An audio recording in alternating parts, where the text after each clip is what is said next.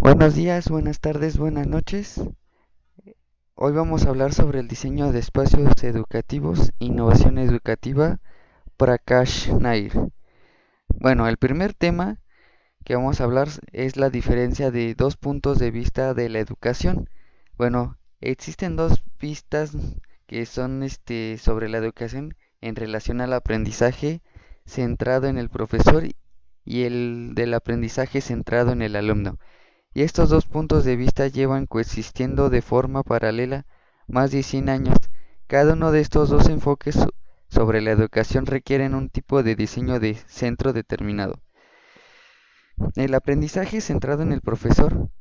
Este es el método de la educación predominante en todo el país. A lo largo de la historia de la educación pública, el aprendizaje centrado en el profesor ha sido el método dominante empleado en los centros educativos. Dicho modelo da por supuesto que para que el aprendizaje resulte eficaz, los estudiantes deben de estar dirigidos continuamente por un profesor. El aprendizaje centrado en el alumno. Este aprendizaje consiste en una filosofía educativa que considera al alumno un participante activo del aprendizaje. El término aprendizaje centrado en el alumno puede considerarse un término paraguas que acoge distintas prácticas de enseñanza y aprendizaje bastante conocidas, entre las que se incluye el aprendizaje basado en proyectos, el aprendizaje personalizado o el aprendizaje socioemocional.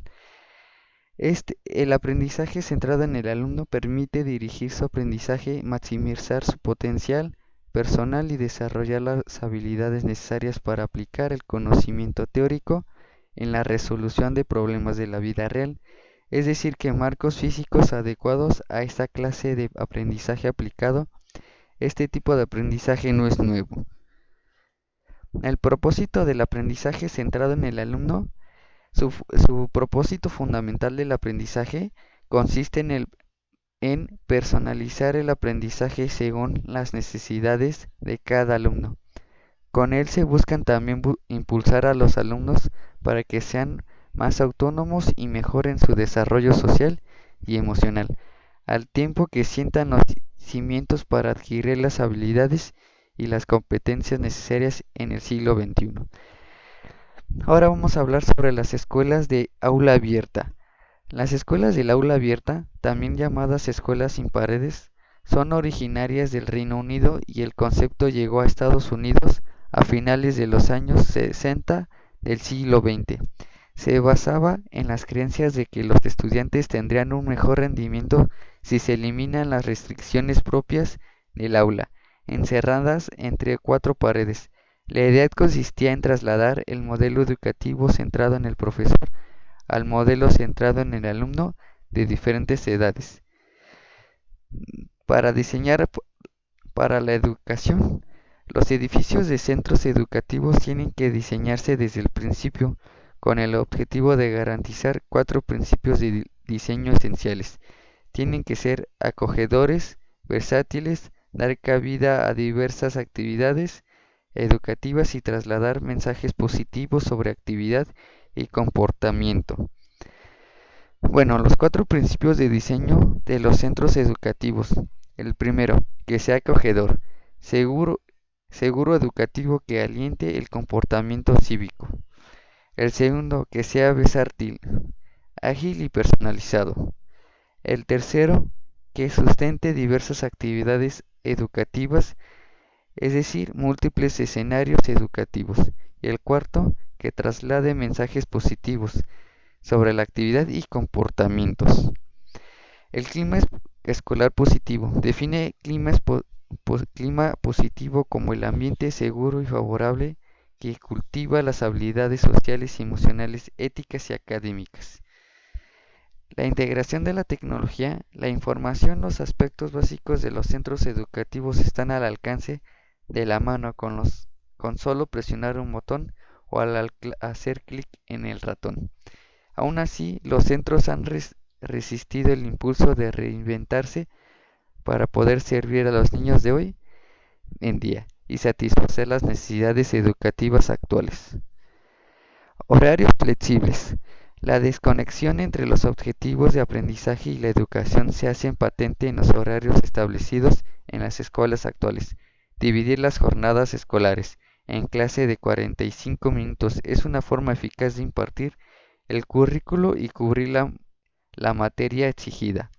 Pero no lo es así, lo que nos importa es el aprendizaje real, medio de teniendo en cuenta el compromiso verdadero y la comprensión profunda del alumno. La conexión con el medio ambiente y la comunidad y la red global. La conexión con el medio ambiente, la comunidad y la red global es importante, por no decir imprescindible, a la hora de impartir la educación en el siglo XXI. La comprensión con el medio ambiente. Existen pruebas que demuestran que los alumnos rinden más en aquellos centros donde hay más luz, aire fresco y vista de la naturaleza. El segundo, que es la conexión con la comunidad. Uno de los problemas que presentan las escuelas tradicionales es lo aislados. En esta es de la comunidad. Sin embargo, el momento de crear escuelas comunitarias sencillamente ya pasó. La conexión con la red global.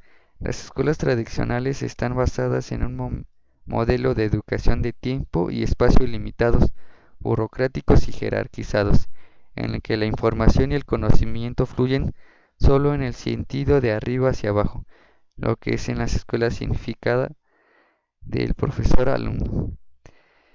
¿Qué es un edificio que aprende? Winston Churchill dijo que una vez: nosotros damos forma a nuestros edificios, a partir de ahí, ellos nos dan forma a nosotros. Sus palabras reflejan la verdad universal que los edificios representan en un principio las aspiraciones y prioridades de aquellos que los diseñan y construyen, pero que más adelante dan forma a las actitudes y las aspiraciones de las personas que lo habitan. La agilidad por encima de la flexibilidad. Estos ejemplos de los salones son múltiples, muestran que la flexibilidad no siempre es buena. La idea del arquitecto de un espacio genérico puede servir para realizar diferentes actividades. Con solo cambiar los muebles de sitio no funciona en práctica. El edificio escolar medio ambiente inteligente. Es un edificio que aprenden no solo tienen que ser ágiles, también tienen que ser inteligentes. Aquí, inteligente quiere decir que responden tanto a las condiciones medioambientales como a los estímulos de los usuarios. Niños inteligentes y ágiles. Creo que firmemente que los edificios inteligentes y ágiles dan un lugar a niños igualmente inteligentes y ágiles. Los trabajos de investigación al respecto muestran que las condiciones medioambientales positivas que crean los edificios inteligentes, como respirar aire de buenas calidades, obtener luz del sol, temperatura agradable y acústica óptima, facilitan más el aprendizaje que las malas condiciones medioambientales que sufren la mayoría de los niños. Bueno, muchas gracias por su atención. Sería todo.